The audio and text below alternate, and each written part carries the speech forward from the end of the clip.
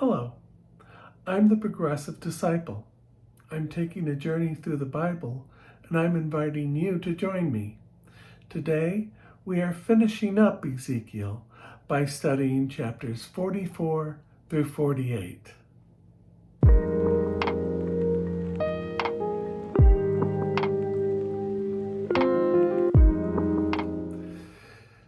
Chapter 44 is about how the temple is to be run.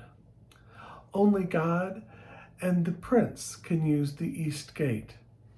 No detestable practices, which means no idol worship. No foreigners or uncircumcised in heart. Levites who worshipped idols will not be allowed to touch holy things. Only descendants of Zadok can be priests. Priests must keep their hair trimmed, and priests can only marry virgins or widows of other priests. Priests must not defile themselves with dead unless it is a close relative, and priests do not get to inherit any land. In Ezekiel chapter 44, verses 7 through 9, it says, "In addition to all other detestable practices, you brought foreigners, uncircumcised in heart and flesh, into my sanctuary, desecrating my temple, where you offered me food, fat, and blood, and you broke my covenant. Instead of carrying out your duties in regard to my holy things, you put others in charge of my sanctuary. This is what the sovereign Lord says. No foreigner, uncircumcised in heart and flesh, may enter my sanctuary, not even foreigners who live among the Israelites." These verses called out to me because they seem so unfair. As a Gentile myself, it does not seem right that I am excluded. However, when you look back at the history, Israel was supposed to be separated from the rest of the nations, but they ended up not being separated. They took on the practices of the nations around them, worshiping idols and falling away from God. In this age, I believe God would welcome foreigners to worship, but not back in Ezekiel's day. Chapter 45 is about how land is distributed to the Levites and to the prince of Israel. It also tells of the responsibility to use fair measure and the responsibility of the prince and the priest in their festivals. In Ezekiel 45, verse 9, it says, "This is what the sovereign Lord says. You have gone far enough, princes of Israel. Give up your violence and oppression and do what is just and right. Stop deposing my people, declares the sovereign Lord." This spoke to me because rulers throughout history always seem to want to take more than their share and use violence to get it. This verse reminds me that I should not take more than my share and to seek fairness and justice. Chapter 46 is about the Sabbath and new moon festivals, which entrances the people are to use, daily offerings, and how land is to be inherited from the princely land, and also talks about the temple kitchens. In Ezekiel chapter 46, verse 9, it says, "When the people of the land come before the Lord at an appointed festival, whoever enters by the north gate to worship is to go out the south gate, and whoever enters by the south gate is to go out the north gate. No one is to return through the gate by which they entered, but each is to go to the opposite gate." This verse caught my attention because I thought it was strange that people could not leave through the same entrance. But this is symbolic. It shows that worship is a journey, and we can't go back to where we came from, but must continue on our journey. Chapter 47 is about a river that flows from the temple. It starts small and gets bigger and bigger. Fish and the trees of the land are watered and nourished. And when it empties into the Dead Sea, it turns the Dead Sea into a freshwater lake. This chapter ends with the boundaries of the land. In Ezekiel chapter 47, verses 7 through 9, it says, "When I arrived there, I saw a great number of trees on each side of the river. He said to me, 'This water flows toward the eastern regions and goes down into the Arabah, where it enters the Dead Sea. When it empties into the sea, the salt water there becomes fresh. Swarms of living creatures will live wherever the river flows. There will be a large number of fish, because this water flows there and makes the salt water fresh. So where the river flows, everything will live.'" This passage spoke to me because I see it as an allegory of God's love. It may start small, but it grows, and it nourishes as it grows.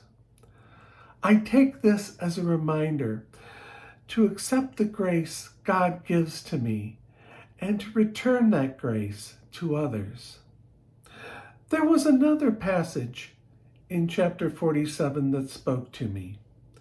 In Ezekiel chapter 47, verses 21 through 23, it says, "You are to distribute the land among yourselves according to the tribes of Israel.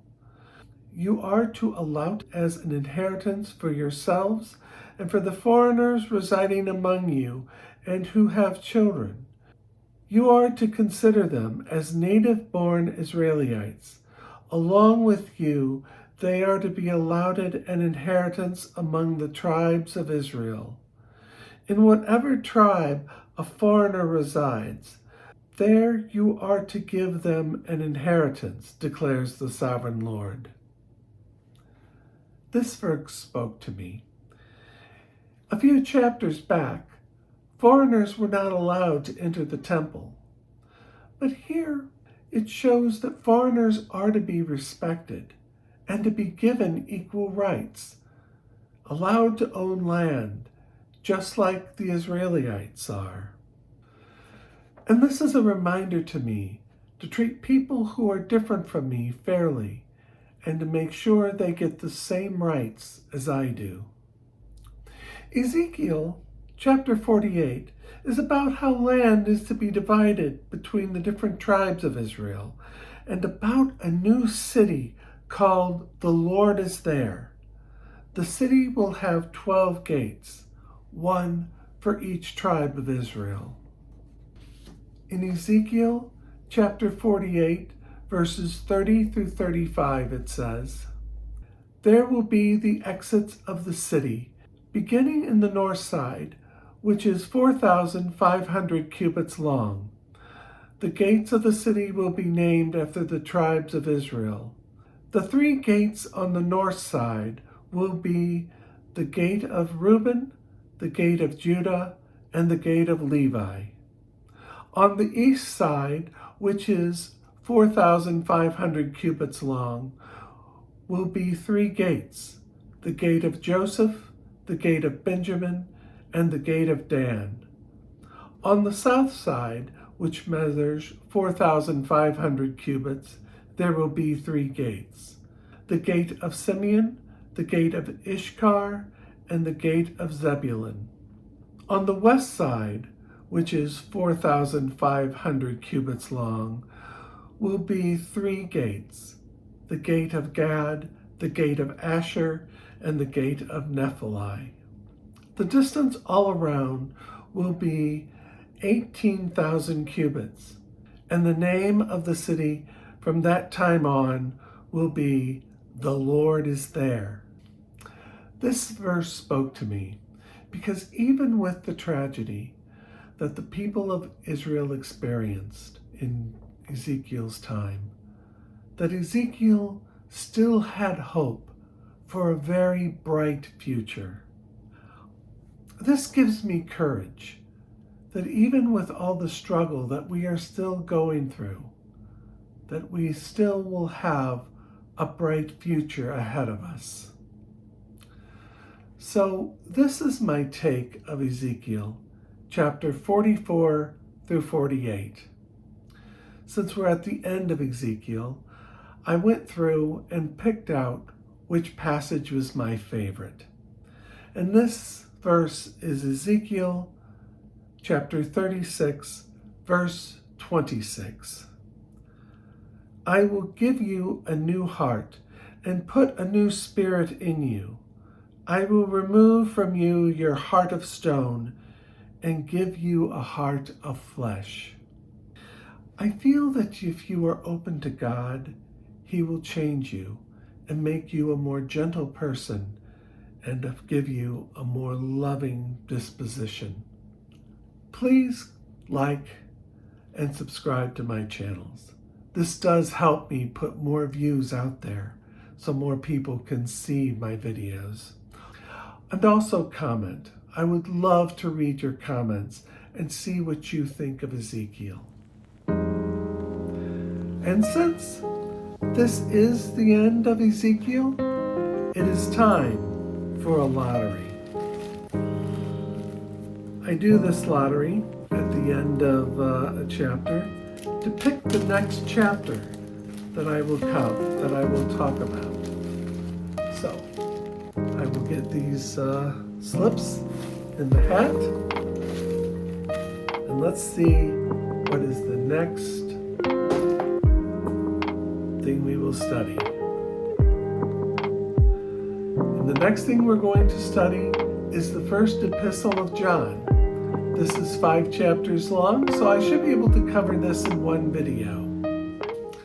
I am the Progressive Disciple, and I will see you in the next video.